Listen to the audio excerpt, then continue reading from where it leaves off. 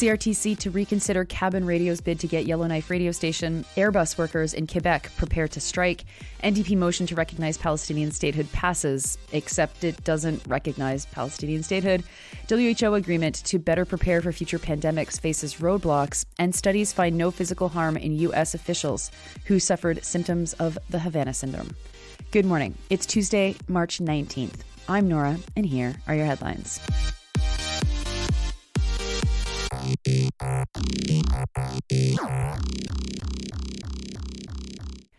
We start this morning in Yellowknife, where the CRTC says it will reconsider an application from Cabin Radio to get on Yellowknife's FM airwaves. Cabin Radio is a new site and independent radio station that is owned and operated by 5 Yellowknife residents that covers the Northwest Territories. The new site first applied to get a broadcast license in 2019. That application was rejected by the CRTC last year. In its reasoning, it said that Yellowknife couldn't support a second English language commercial radio station. The one English language radio station that does exist in Yellowknife is called True North FM, which is operated by a broadcast company that owns dozens of local stations across Canada. On Thursday, the CRTC said that there was a, quote, change in circumstances, unquote, that led it to issue a call for radio licenses. The regulator said that, quote, the COVID-19 pandemic and the wildfires in the Northwest Territories have highlighted the importance of having increased access to radio content in the North, unquote. Anyone who followed the wildfires in Yellowknife last year will remember the tireless reporting that Cabin Radio did throughout, showing the importance of local homegrown journalism. Really, this one is a no-brainer, and the real question is why on earth would the CRTC have rejected the bid in the first place? Cabin Radio refiled an application in May of last year, and the CRTC will review that application and any others that are submitted by May 13th, 2024. Next, Canadian Airbus workers in Montreal voted to reject a contract from the plane manufacturer on Sunday, according to the union that represents them. The International Association of Machinists and Aerospace Workers represents about 1,300 Montreal area workers. The workers also voted to give strike authorization. This means that the union can call for a general strike if Airbus doesn't come back with a better offer. The deal Airbus initially offered included a 10.25% raise over 3 years and would have removed some retirement benefits. The union called this, quote unquote, totally unacceptable and said that its members were, quote, insulted to see the proposed wage increases, unquote. The workers' contract expired last December. Both sides returned to the negotiating table this morning, with the union saying it started the use of pressure tactics to slow production. Next, MPs in the House of Commons had a late night last night after a lengthy debate on an NDP motion to have Canada recognize Palestinian statehood. Early on, there were signals that the Liberals were not going to support the motion, and at the end of the day, they didn't have to, because before the motion went up for a vote, the Liberals submitted a long list of amendments, which included removing the most important part of the motion, recognizing a Palestinian state.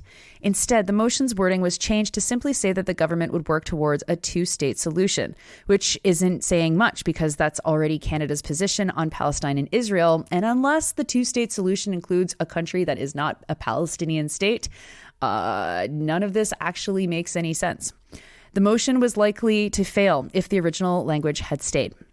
Earlier in the day, on Monday, it was clear that it was causing a deepening of the existing rift in the Liberal Party. Several Liberal MPs said they wouldn't support it, while others said they would.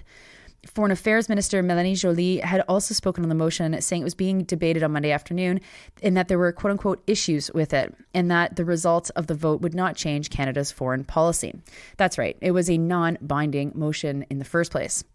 The motion with the altered phrasing passed 204 votes to 117, with almost all Liberal MPs, including the Prime Minister, voting in favour, along with the NDP, the Bloc and the Green MPs. All Conservative MPs voted against it.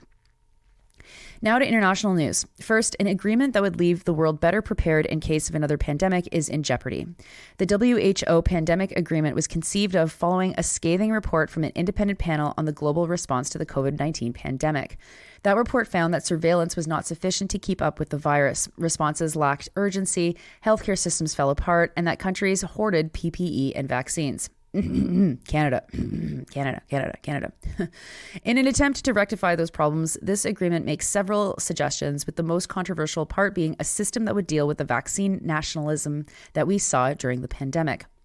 The latest draft of the agreement suggests a pathogen access and benefit sharing system that would mandate countries to share information with WHO coordinated networks and databases. As a way of getting pharmaceutical companies on board, the agreement suggests that they would be allowed to access the data in return for providing 10% of their products free of charge and 10% at not-for-profit prices in case of global health emergencies. While some observers from developing countries say the details are vague and that the agreement doesn't go far enough in dealing with issues surrounding vaccine nationalism, 290 scientists from 36 countries wrote in support of the plan in a February issue of the journal Nature. Once negotiations are completed, the agreement will head to the World Health Assembly in May to a vote by WHO member states. And finally, 2 medical studies found that the U.S. government officials that suffered from the so-called Havana syndrome did not show any signs of physical harm. Havana syndrome was first reported by U.S. intelligence and diplomatic officials in 2015.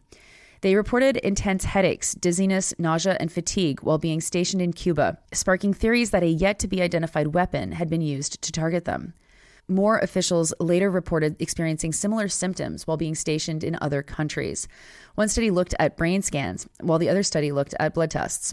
Both compared officials who suffered from the syndrome to people who held similar positions and found no discernible difference between the 2 groups of participants in the studies. Those are your headlines for Tuesday, March 19th. I'm Nora. You're listening to this podcast at sandynora.com, on the Real News Network podcast feed, and anywhere you get your podcasts. I hope you have a wonderful Tuesday. It is Sandy and Nora Day, so a new episode drops in a couple of hours. It's a really, really, really good episode this week. We talk about Palestine and Canada and politics and what the heck is going on, and independent media and mainstream media, and why we can't hear what is going on anything in the mainstream media, unless, of course, there's a big opposition motion that comes out like we saw yesterday. And I believe we're going to update the episode with what Sandy and I think about all of this, about this motion that the NDP agreed to from the Liberals, changing their motion pretty significantly. So that'll be out in a couple of hours. If it's a little bit later than normal, it's because we're adding that extra little bit. So stay tuned.